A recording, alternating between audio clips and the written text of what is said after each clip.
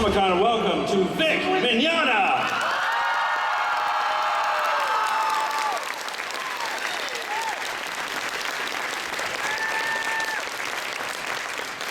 Hello.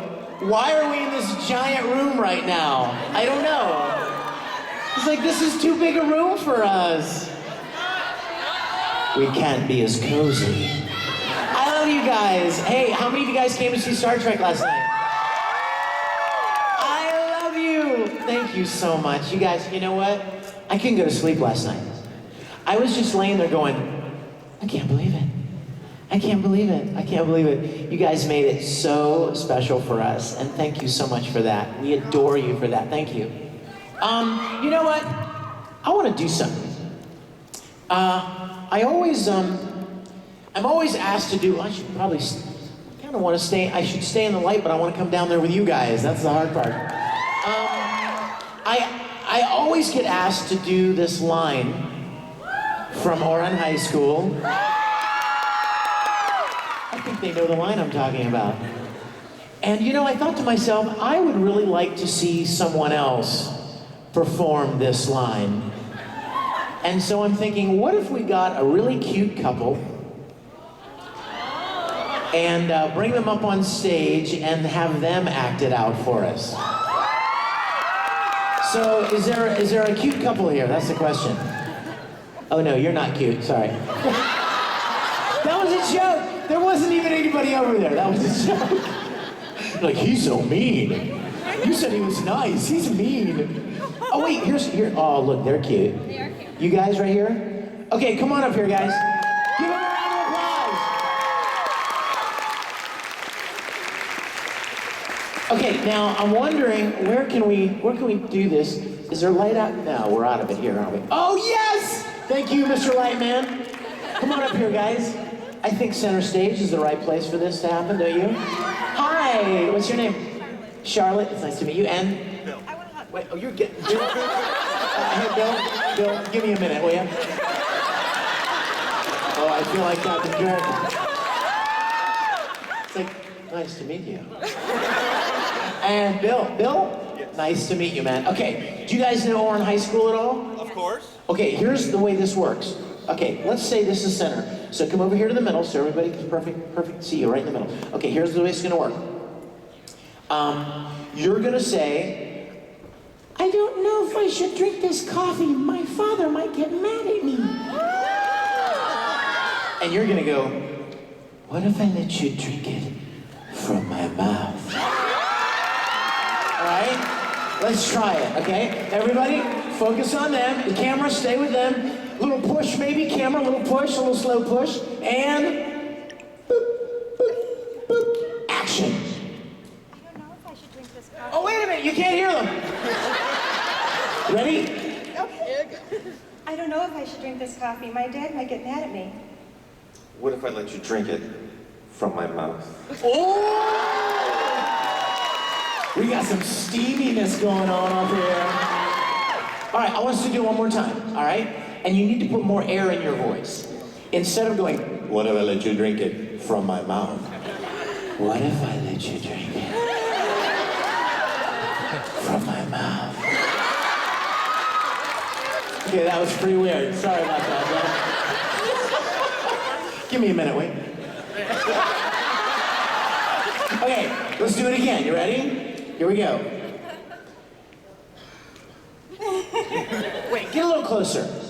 Right, perfect. Camera, you in tight? Can you come closer? Little push?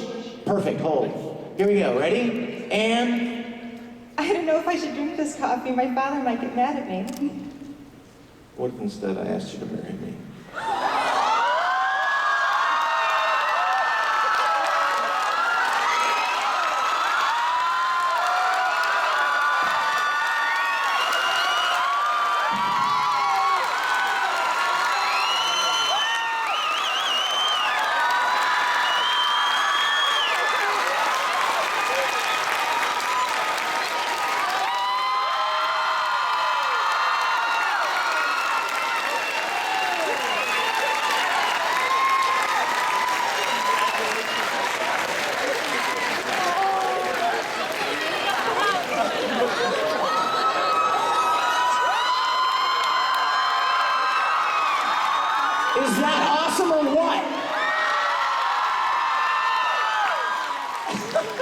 And now they're going to go back and make out in the back.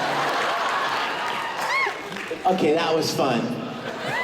He came up to me yesterday and he's like, I really want to propose to my girl at your panel. Can we do something? I'm like, oh yeah, we can do that. Do you know the coffee line? We're in. So thank you guys for indulging that, making that a special moment for them. That was great.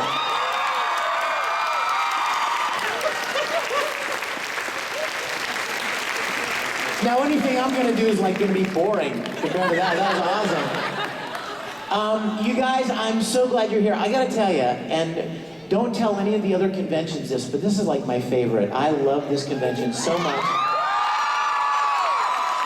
I want you to write Matt Solberg, he's the convention chairman, and I want you to say, bring Vic back every year or you die. Die is kind of a harsh word. Or you'll be killed. Maybe something like that, that's better. Because I want to be here as much as possible. We showed a little bit of the video because I wanted you guys to see that's part of the live concert DVD that I just released. And among other things, it contains... Why did you have to say that? Now they know. It contains a live action little fan thing that me and some of the other voice actors from Full Metal Alchemist did. It's called Full Metal Fantasy. Now, for those of you that don't know what this is, I'll just plant this little image in your head and then I'll let it run around in your brain for a while. Imagine the voice actors cosplaying as their characters. Imagine me as Edward Elric.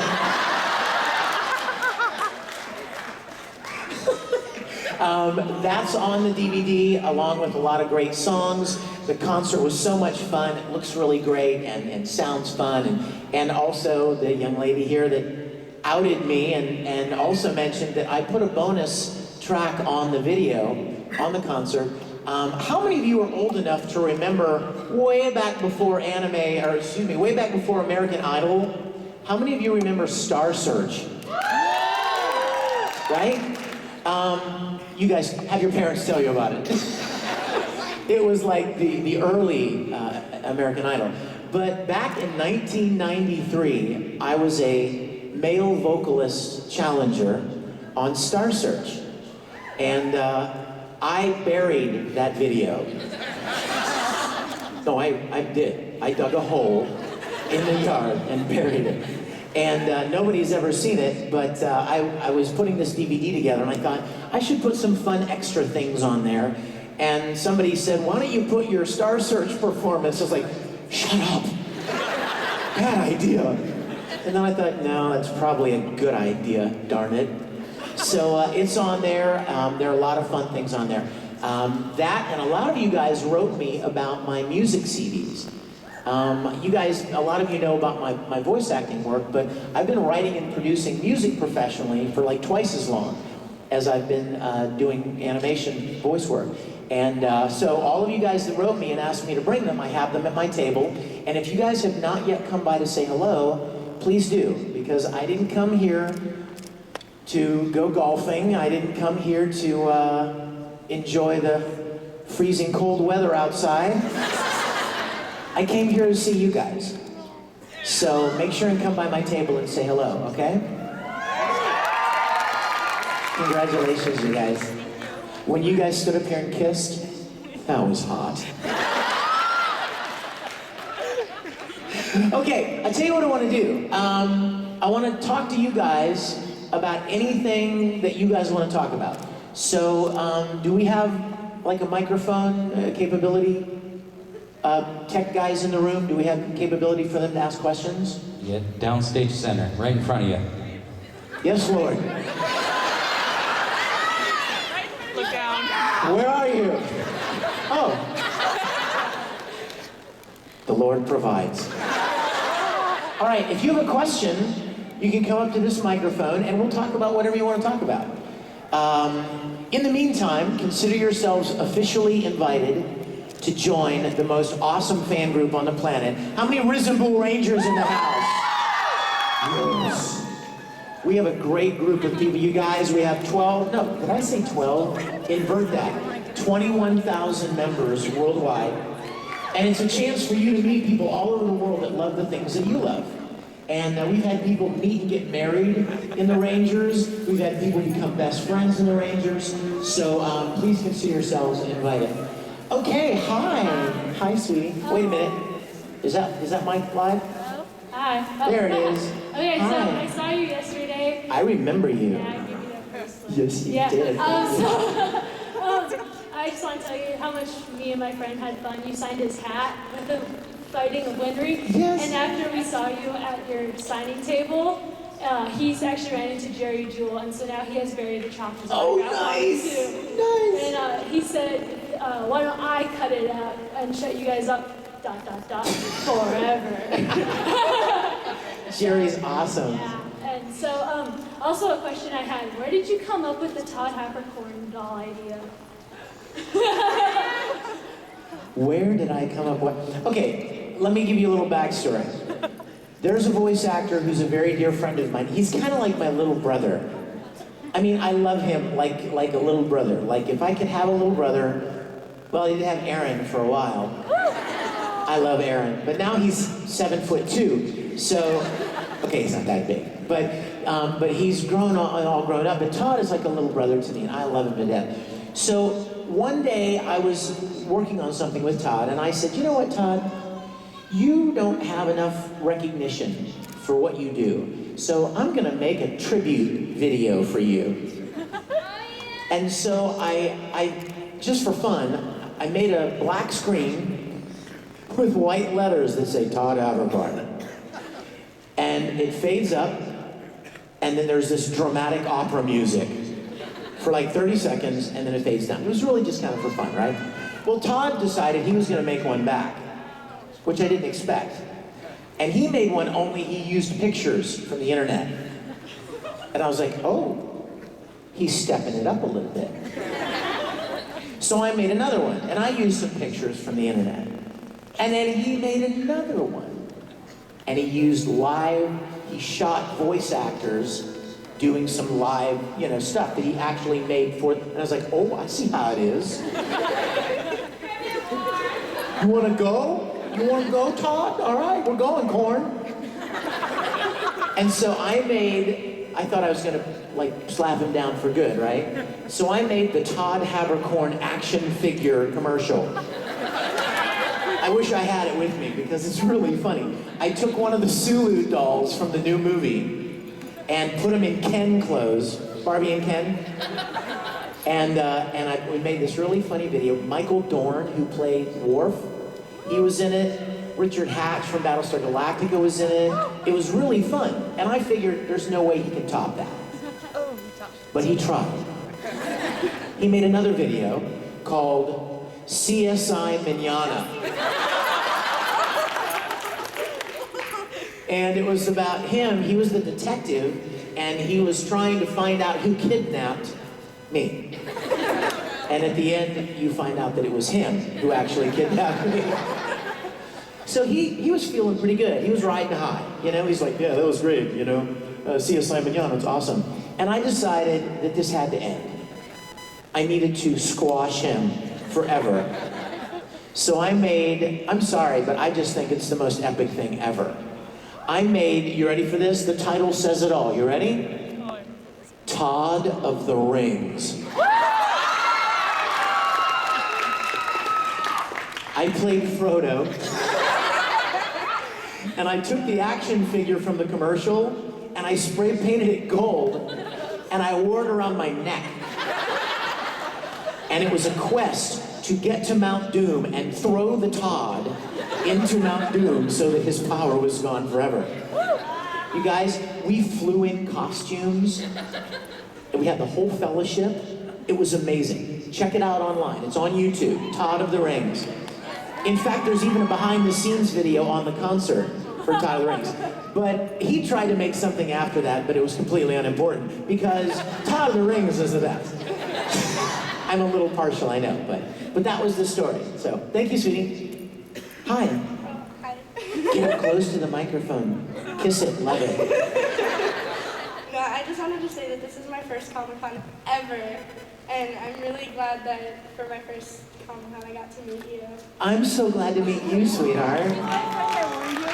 Yeah, She just said, she's my friend I warned you about.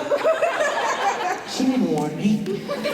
She didn't need to warn me. You're adorable. You know what? You picked a great convention to make your first time, so thank you, sweetie. Thank you, guys. Thanks. Hi. Come close to the microphone. Hi, Vic. So this is like my second time being at Comicon. I love it, and I get to see you. And my boyfriend, who usually went with me, couldn't go, and I was wondering if you would do something for him because, you know, he's my boyfriend. Not only that, but I mean. What should I do for him? Something. Since he's your boyfriend. Yeah. You want me to make out with him or something? Well, he's not. Because I can't, you know, I'm making out with these guys right now. I only have one make out at a time, really. Well, he's not here because he couldn't afford to go because he has to pay for his mom's medical. Well, that's okay. That's much more important. What's his name? Cody Wiedemeyer. Cody Wiedemeyer. We should say hi to Cody. Yeah. Shouldn't we? Do you have a, like... I have my phone. Oh, give me your phone really quick. He really wanted to meet you. Well, he's gonna meet about 1,000 people right now. Alright? So, get Cody up in that phone. You have signal. Aren't you a lucky girl? I can't get anything here. Okay, get ready. Cody Wiedemeyer, okay? Hey, is this Cody? Cody Wiedemeyer, is this you? Cody, it's Cletus Van Horn. We went to high school together. He's still in high school. Damn, boy, how you doing?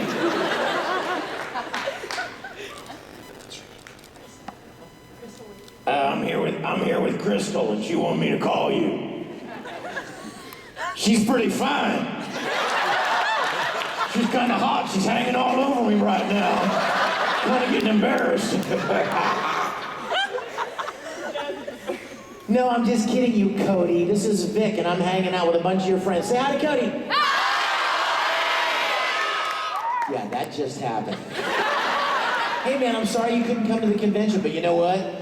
I hope you're planning something nice for your girlfriend, because she's awesome. And she likes you a lot, I think. She's grinning and smiling right now. Hey, I hope to meet you someday soon, okay? And you take good care of your mom, dude. That's the most important thing, all right? All right, take care. Yeah, that's Thank you, sweetie. Thank you so much. Hi. I like your Pokemon hat. You've seen it before. I know, I like it. What's your question? I was wondering, I like your music. I mean, what is like one of your favorite songs that you've done? Of mine? Yeah. I like a lot of them. Which ones do you like? My favorite is Far From Home. Really? Yes. Nice. Hold on. I'm so glad you like that one. That's one of my favorites too. Thank you. Do you sing? I do sing, but I mean not professionally or anything. What other songs do you like? Of yours, I liked your entire like remix CD. I like. Oh, thank you. Do you turn it up really loud? Yeah. Do you turn it up so loud that your parents are like, No, because I don't live with my parents right now. good, turn it up really loud. How high does your stereo go? Like 10? Probably around there, yeah. Good, go to 12. All right? Thank you, sweetie. Thanks so much. Hi. How adorable. You're so tall. Notice I didn't say the S word. Well, I'm a big fan of you, and this is my first Comicon. Thank you. What's your name? I'm Susan. I'm just trying to help.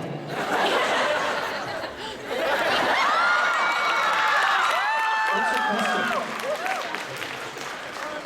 Come here. Is your voice acting career really as hard as most voice actors make it seem? Do voice actors make it seem hard?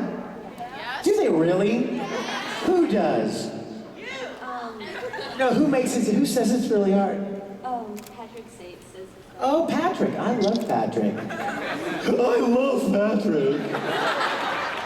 What's your name?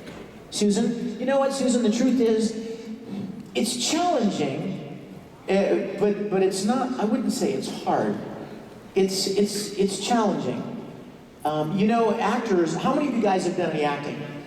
Like in theater or in school or church or whatever? You know what?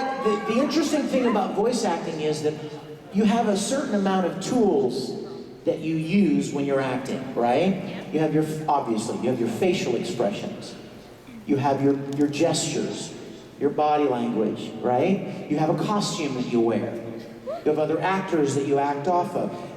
There's makeup and hair, all these things help you communicate the character, right? Well, in voice acting, you throw all those away. Because I could go into the voice booth and go, that's not gonna really do anything. You know? I could wear a really cool costume, but it's not gonna matter. It all has to come through the voice. So it's a little more challenging. I've seen some really good actors who are really not comfortable as a voice actor because all of their skills are so visual that when you're reduced to just communicating with your voice, it's more challenging than you might think. And good voice actors like Patrick, and Caitlin, and Yuri, Jerry, Jewel, they make it look easy because they're really good at it. But I wouldn't say it's really hard. It's just, it's a little extra, it's something different. It's a different set of skills than just regular acting. Thank you, Susan. Thank you, sweetie. Yes, you got it. I like your cone on your back. You must be a bleach girl. Pac-Man. She's a great Pac-Man t-shirt. I'd rather be playing Pac-Man. Well, not right now. No, it says that on the shirt. Did you see what just happened? Everyone was like, dang, she just dissed Vic hard. Hi, Vic. I'd rather be playing Pac-Man right now. No, because I love you, but I love you. had a question that we wanted to perform something for you. But a question, going back to the Tribute Wars, did you know that Todd Haberkorn was in an episode of Barney? I did know that. It's hilarious, isn't it? I tease him all the time about it. I love you. Hey, Mr. Knickerbocker. Okay, what's your performance? I'm going to sing. This is Vincent Valentine, isn't it? Yes. You look awesome. I'm going to sing Guilty Beauty Love, just like the first part, and she's going to sign it. Oh, that's a great idea, but you have to turn around so everybody can see. Now, for those of you that don't know, Guilty Beauty Love is a song that a character of mine sings. His name is Comicon. He's part of an amazing show called Oron High School Host Club, and if you haven't seen it, you have to check it out. It's really a fun show. But this character is very full of himself, let's say.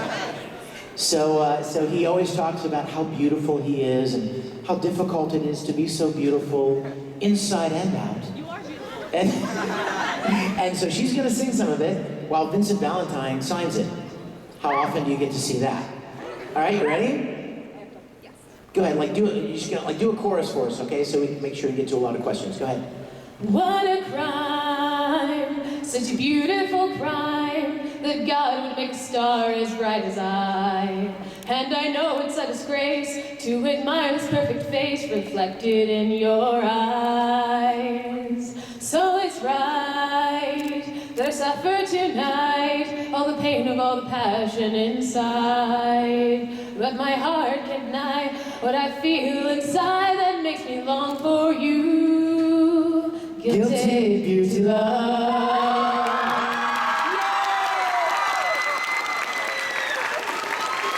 Yay, give him a big hand, that's great. Hi.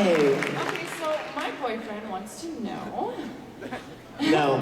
He says, This could go really bad, right?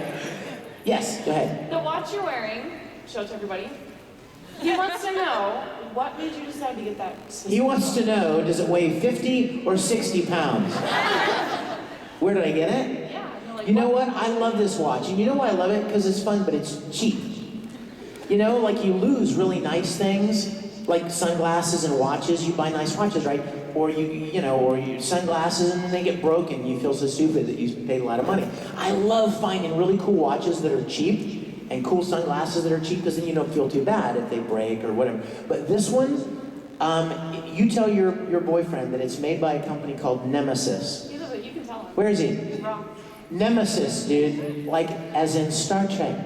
Nemesis. It's really fun, and you know what? It's like a strap. Look, it wraps around. And after I got it, I started wearing it to conventions, and people would be like, "I love that watch."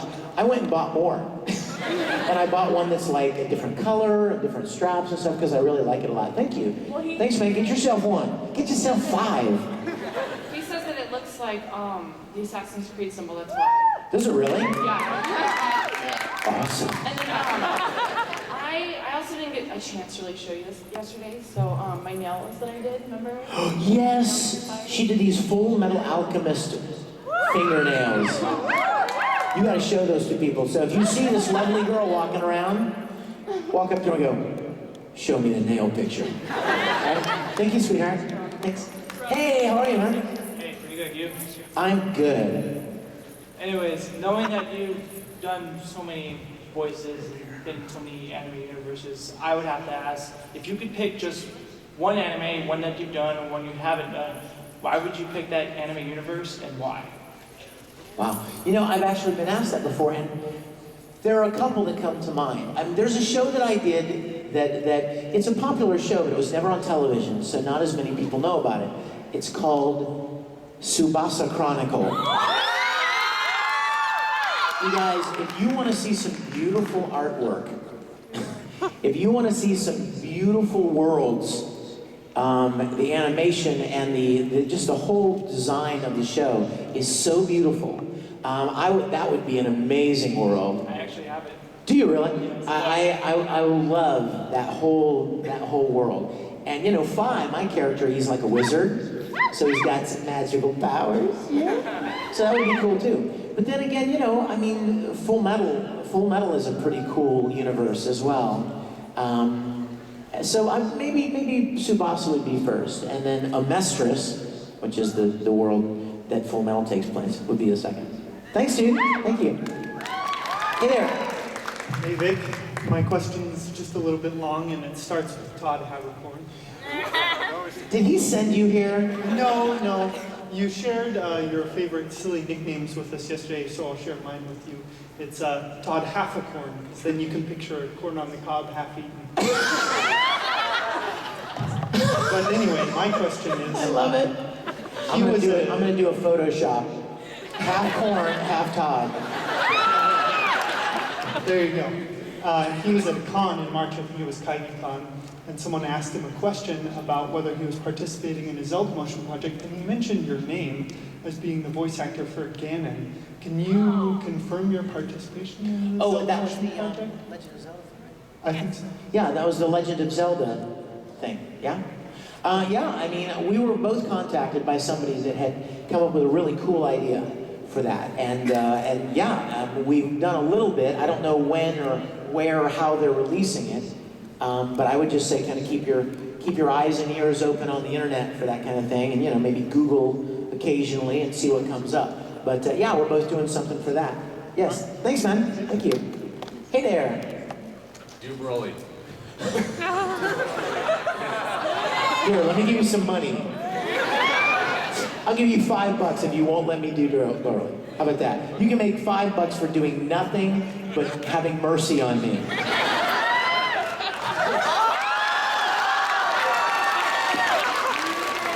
You know what? I love Broly, but Broly doesn't love me, all right? I tell you what, when they asked me to be in Dragon Ball Z, I was like, sweet! I'm gonna get to be in Dragon Ball Z, it's awesome! And then I went into the booth and started doing this voice. And within like an hour, I was like, oh, kill me! it was horrible. I mean, he was so much fun, but he just yells and screams all the time. And it's that very down there, right? And so after a while, it takes its toll. And so, you know, I thought I was off the hook when I finished the movie 8. Movie number 8, I thought I was off the hook because he died. Proving once again how stupid I am. He doesn't die, no, he comes back. And he's yelling even more than he did before. And then, we do movie 11, and he dies again. No. And he comes back. And now he's nothing but a pile of jello. But he still yells. And so then, after we finished movie 12, I'm like, I did it. I made it through. He's finally... I looked at the director, I'm like, is he dead? Promise me he's dead. He's like, he's dead. No more movies, Broly's, no more movies for Broly. I'm like, thank you God. I did it, I made it. And then like a month later, I get a phone call. Hey Vic, there's this Dragon Ball Z video game.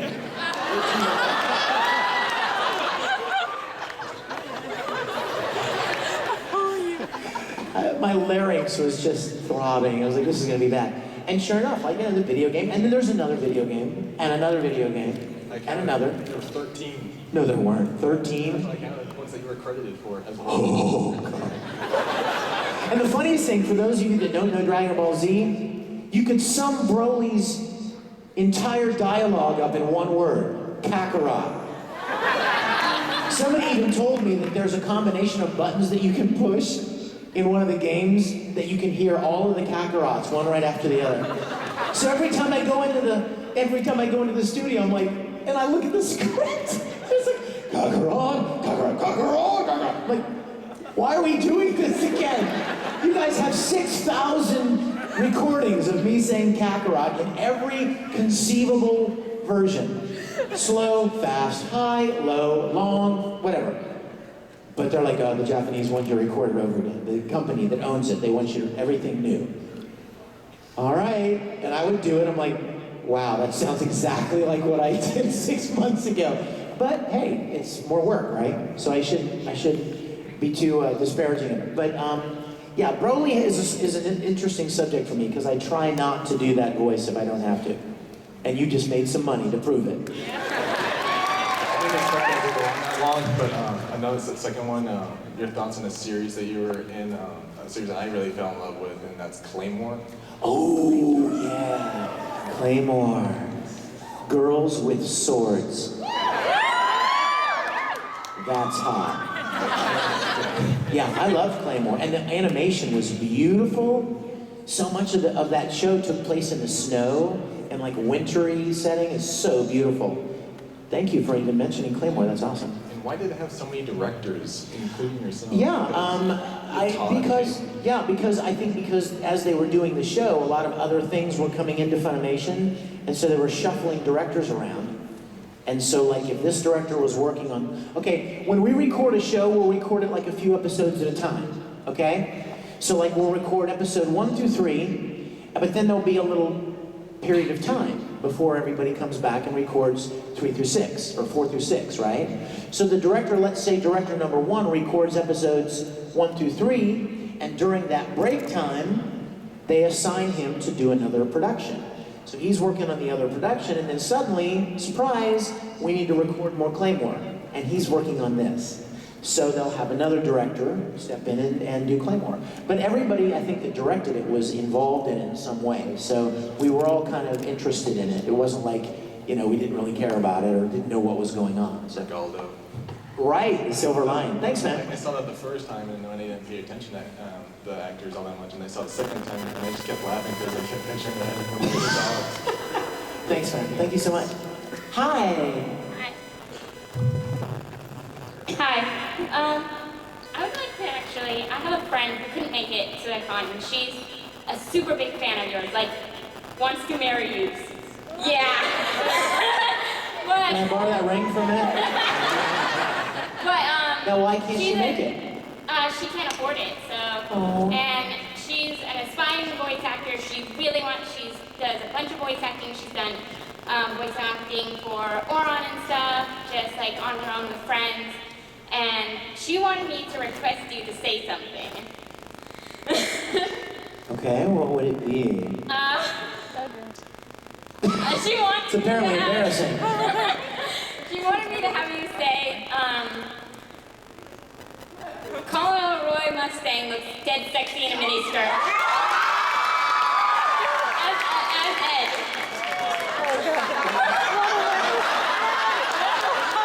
I will not say that line. I will not say it, Sam, I am. No!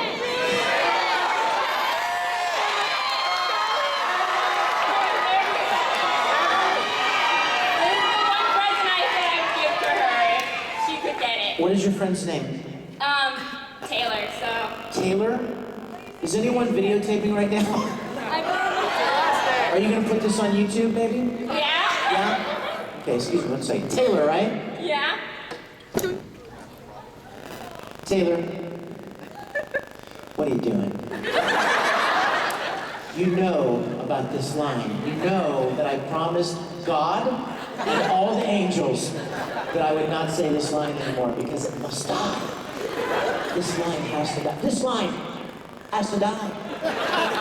It's got to die. So, I love you dearly, but that's not happening. We'll do a convention sometime, and we'll do something special for you. But Yes, tell her that. and you know what?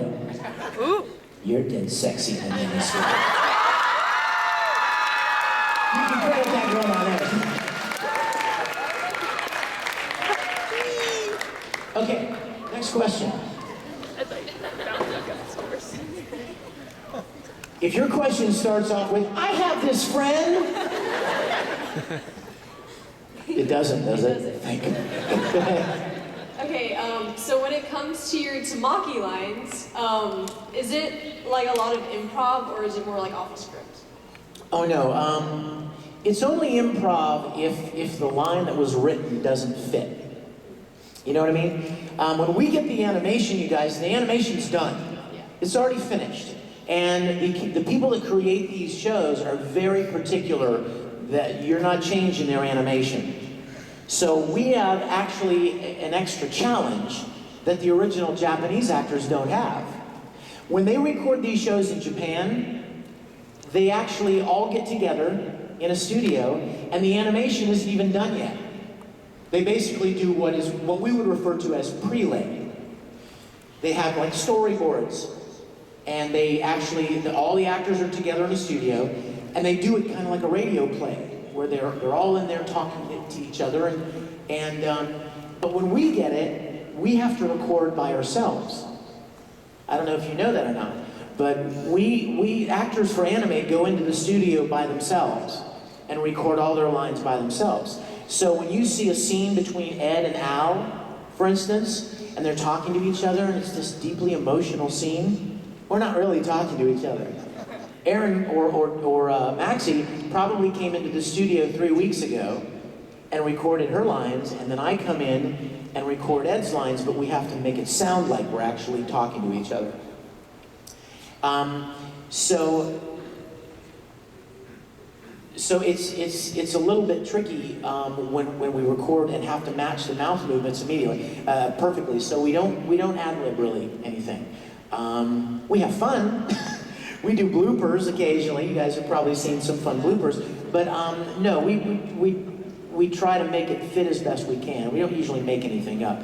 Also because the scripts have been adapted from the original, right?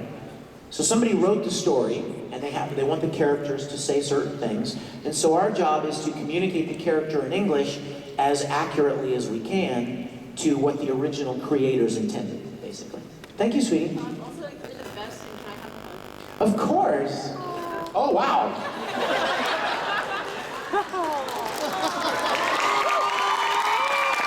Good hug. Hey there. You are styling, man. Wait, newsflash. Somebody just texted me. You guys saw the episode last night, right? Yeah. In one end of the corridor, you know the big corridor? At one end of the corridor, we had to put up a green screen because the little A-frame that goes, like there's a turbo lift at one end of the corridor, and we hadn't had it built yet. It just wasn't done when we shot. So we put a green screen up, and then in the episode you watched, we actually put a set extension in there digitally that looked like the end of the corridor. Well, one of our amazing craftsmen down at our studios just sent me a picture. He's working at the sets today, and he just sent me a picture of the end of the corridor that he just finished building. Ooh. That looks awesome. Sorry, I nerded out for a minute. It's fine. Go ahead. I came last year, and because you had a Skype call with the Yuma Anime Clubs. Right. And we're really psyched about that. We actually met together and watched the Keldeo movie together. Really? And what do you have? It's a ring. Yes! actually, I wanted to get this signed today later, but it's Absolutely! How many of you guys, I know Pokemon is a little young for a lot of you guys, but you guys know Pokemon, right? I was so jazzed, I mean super jazzed when I got to play Keldeo. He's the main character in the new Pokemon movie. And you know what he looks like? He looks like a My Little Pony. And you guys know Tara Strong is here, right? I was in the booth, I was in the recording booth, recording Keldeo, and the moment I saw his cute little horsey pony face, I took a picture of it, and I sent it to Tara. And I'm like, hey, Twilight Sparkle. Guess what? I'm a My Little Pony now. And she wrote back, he's so cute. She's like, you're a brony. And I was like, what's a brony? And Tara had to explain it to me. But I love him so much, and I've been collecting plushies. Did you guys, there are like Keldeo plushies that go from like this big, and they go boop, boop, boop, boop. Like those little Russian dolls that go inside each other. They're so awesome, and I have them all, because I think he's adorable. Thanks, man. And then my question was, how does it feel to know that you're in everything now? Oh, no, what? No, I'm not. What are you talking about? I'm not in your room right now. And I'm not in that happening suit you're wearing either. You look odd. You know what? When he walked up, I was like, man, he kind of looks like little nightclub action. And then he went like this. And he pulled the mic. You see, he pulled the mic out. I'm like, he's going to sing right now. Come fly with me. I thought you were going to go for it. Thanks, man. Thank you so much. Live long and prosper. I signed your phaser today. Yes, you did. That was fun. I bet.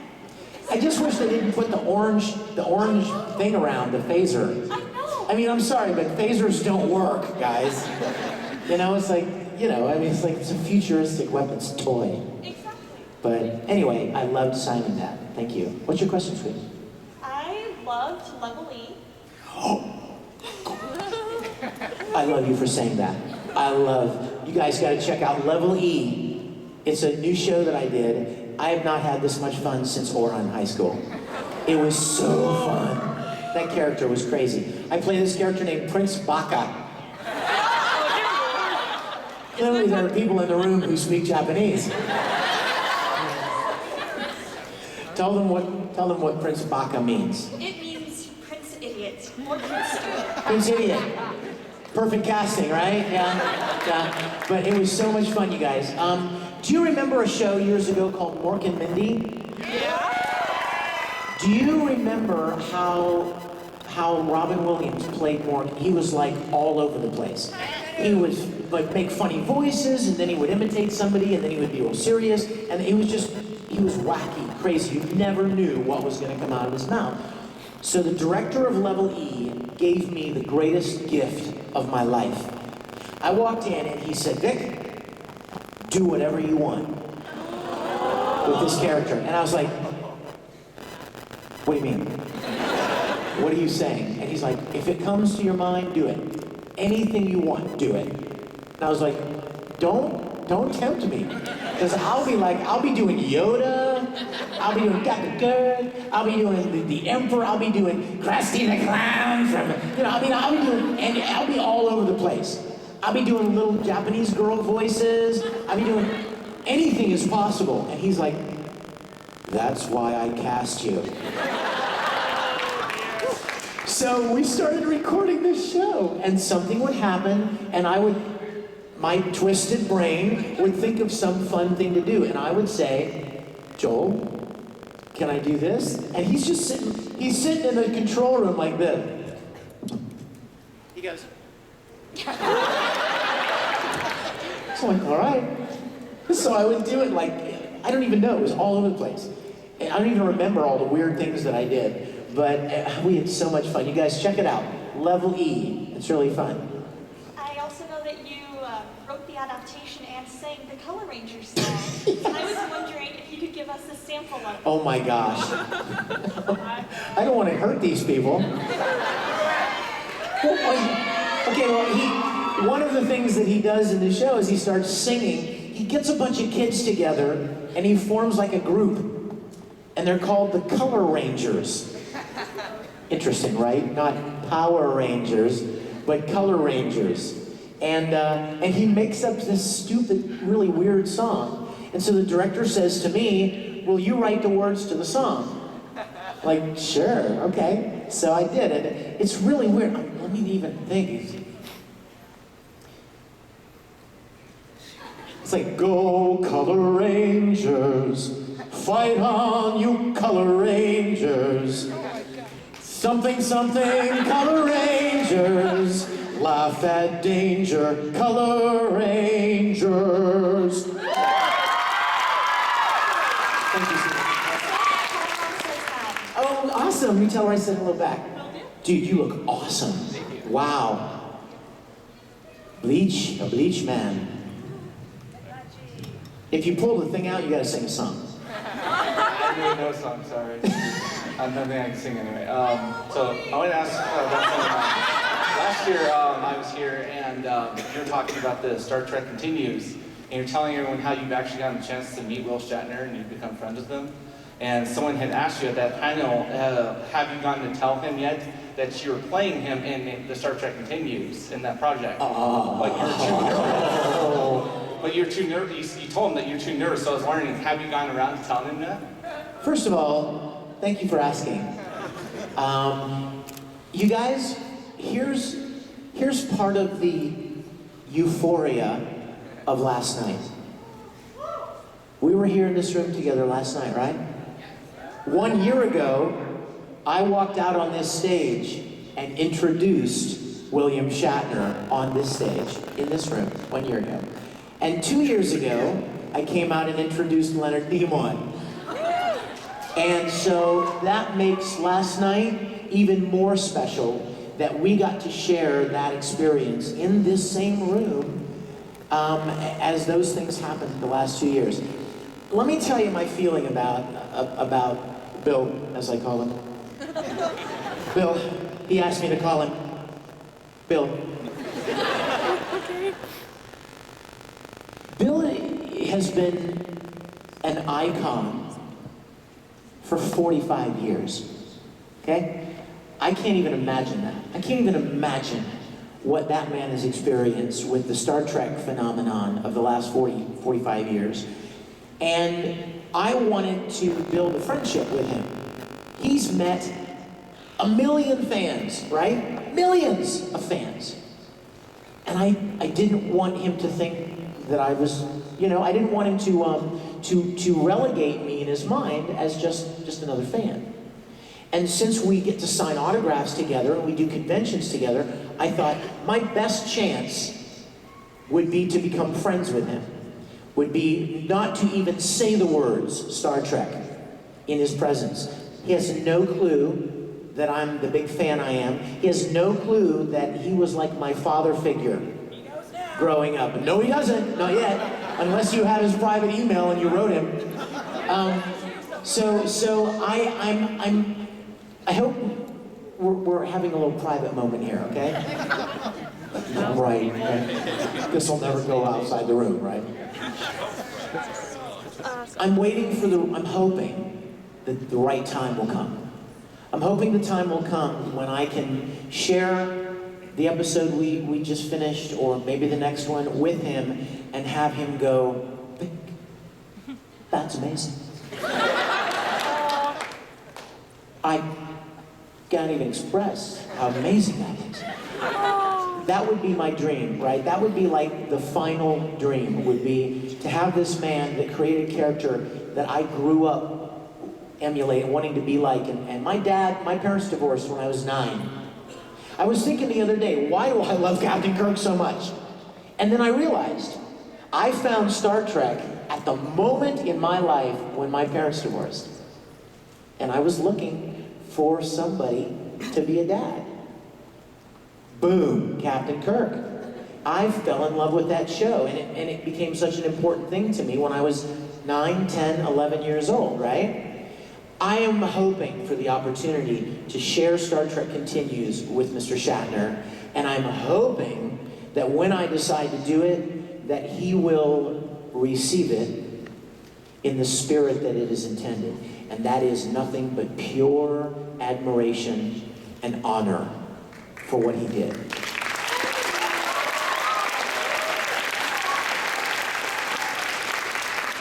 But that's a tricky thing, you know what I mean? It's tricky. So I'm biding my time, and I'm hoping that the right opportunity will come when I can share with him. So you keep your fingers and all those things on your head crossed that I get that opportunity, okay? Thank you, man. Thanks so much. Great getting to meet you. Sorry? Oh, thank you. Thank you. It was a pleasure to meet you, my friend. Hey there. Hi. You gotta sing. You gotta pull it out. You gotta sing. Hi. Come on, give me a little Journey. Don't stop believing.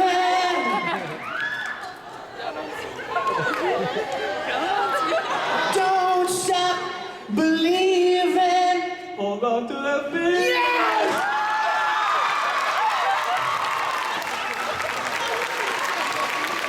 He shoots, he scores! That was awesome! What's your question? A couple years... Steve Perry? A couple years back, I was watching Full Metal Panic, and I Kurt's baby. Saw the episode with Pony Man. And as soon as I saw that you were Pony Man, I'm like... You know what happened with Pony Man? You want to hear something funny? Okay, so there was Full Metal Panic. That was a cool series. And then they did another series called Fumofu. Crazy wacky. It was like a comedic version. And Kurt Weber, the character that I played, wasn't in it much. And so the director came to me one day and he goes, man, I feel bad. You know, Kurt Weber's just not in it much. So I want you to play this character that shows up in this episode. His name is Pony Man. Pony Man, what kind of name is that?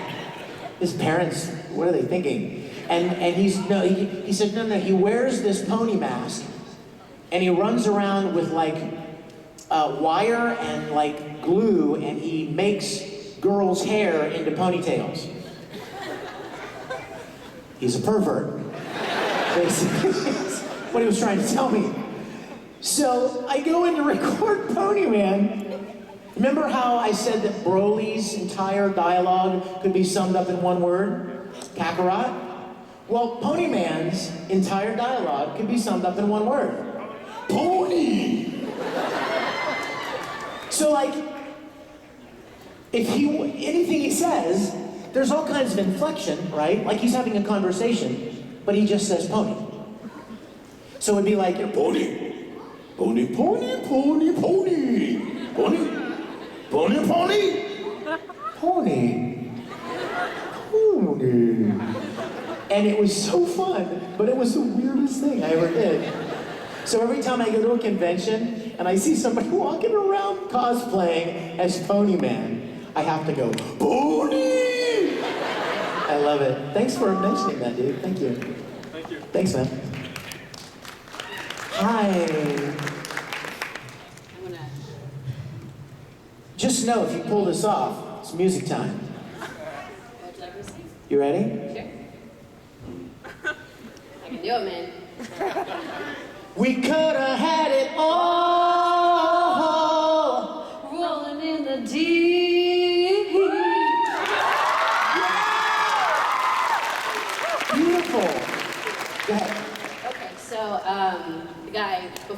that guy kind of stole my question. But Really? that's okay. I was going to ask you about Bill Shatner because I asked you about it last year.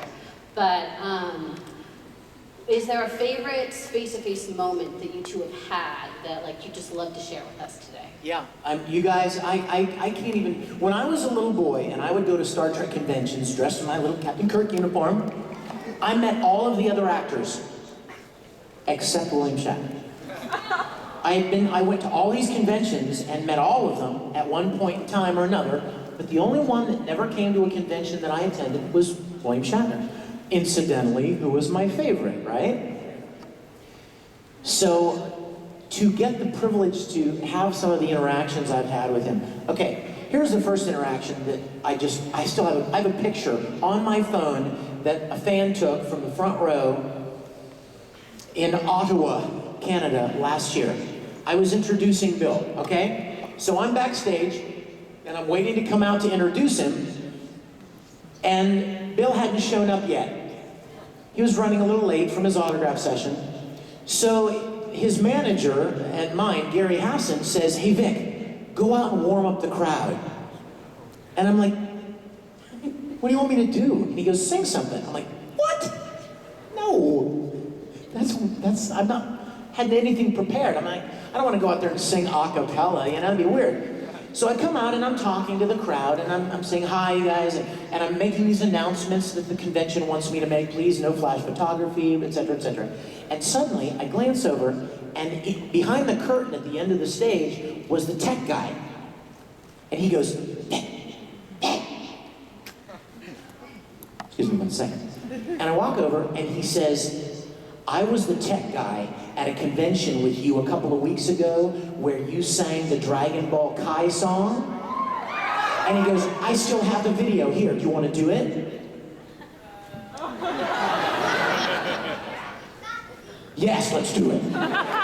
So he fires it up and I'm walking around saying, don't stop, we're in luck now. Don't stop, there's so much to be found," right? While I'm singing the song, guys are so sweet. While I'm singing the song, I glance off in the wings, and Bill is just arriving in the wing, and he's going, and like the 12-year-old goes. So I finished the song, and I said, "All right, everybody, let's talk about why we're really here today. There are a lot of starship captains in the Star Trek universe, but there can be only one greatest starship captain. Please welcome Mr. William Shatner." And he comes walking out and hugs me in front of the entire audience. I couldn't believe it. I couldn't believe it. So right here and hug and on the stage and hug and I had never even asked for a photo with him. All the times I've been with him, I've never even asked for a picture. Because again, remember, you don't want to cross that line. So I had this wonderful moment with him, right? And then I went home, and like a week or two later, a fan sent me, who was sitting right here, sent a picture of Bill with his arms around me. I was like, this is the greatest moment of my life. And then, can I tell you one more quick one? Yeah, go for it. I don't want to bore you. We were at a convention together and he was wearing a straw Panama fedora. And he looked really great, and I love fedoras. I have like 50. And I said, "Bill, man, I love the fedora." And he's like, "Thank you, I love it myself." And so the next time I saw him, he didn't have it. And I said, "Bill, where's your fedora?" He's like, he said, "I thought it was a really good quality hat, but it started cracking, the straw started cracking on one of the creases of the hat." And he said, "So I need to get another one." So we went back to Los Angeles, and I went to this amazing hat store in Burbank called, I can't remember, but it's Barron's hats. They make hats for all the movies, famous hats from different films. And I went in there and I bought Bill like a really nice straw fedora. And I called his office And I said, I'd like to come by and give Bill this present. So she said, he'll be in at 1 o'clock. Why don't you come by then? Okay. 1 o'clock. I'll be there. I was sitting outside at 12:30, right? 1 o'clock. I'm good. And I went in and I had this box. And the funny thing is that back when I saw him last, it was here. We were walking to this room last year, 1 year ago. Bill and Gary and I were walking to this room, back behind the room. And I said, this is when I said, Bill, you know, where's your hat? And he goes, told me what happened. And I said, I'm going to get you another hat. And he's like, you don't have to do that. I'm like, I'm going to get you another hat. So I kind of told him that at Phoenix Comicon last year. And then I go to his office and I walk in with this hat box. And he's sitting at his desk and he gets up and walks over and goes, what's that? I'm like, Bill, I told you I was gonna get you a new hat. And he went,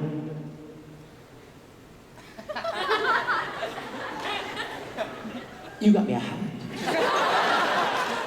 And I'm like, open it. He sits down in his chair and I literally knelt down. You know, because he was sitting in his chair. And he opens the box and he pulls it out and he's like, this is beautiful. And he walks over to the mirror in his office and he puts it on. He's like, it fits perfectly. I don't even have to have it formed. It's perfect. And I mean, do you realize, imagine the 10-year-old in me. I'm in his office. I'm in his private office, giving him presents. There's nobody around. No security. Lord knows what I could have done. But I didn't do it. I didn't steal anything. I didn't touch anything. I didn't act inappropriately. So as soon as he's like, it's perfect, and he gets done looking at the mirror, he turns around and he hugs me again. I mean, like a dad, you guys, you know?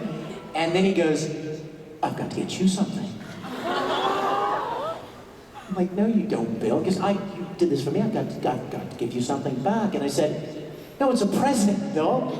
It's not a trade. It's a prezi. It's for you. And he's like, thank you. And then I said, we sat there for 10 minutes talking.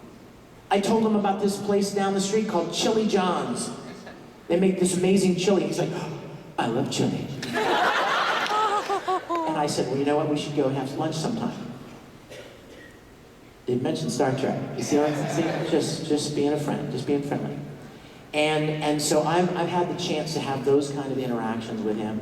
And it's beyond what I could have ever imagined when I was a little boy. And that kind of gives you a little insight into why Star Trek Continues was so special for us. And I'm not alone. There are other people involved in that series that have just as many wonderful memories of Star Trek when they were young. And you know, when we sat out here last night signing the posters, how many people came through and said, I felt like I was 10 years old again. I felt like I remember so well sitting and watching that with my dad. We're coming home every day after school and watching it. And I'm like, yeah, that's what we wanted. That's what we were going for. So, you know what, that's probably a really good place to wrap it up and tell you guys, I am so glad you came last night. I'm so glad you're here.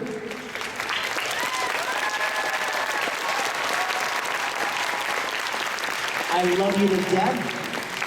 Again, let's congratulate our engaged couple down here.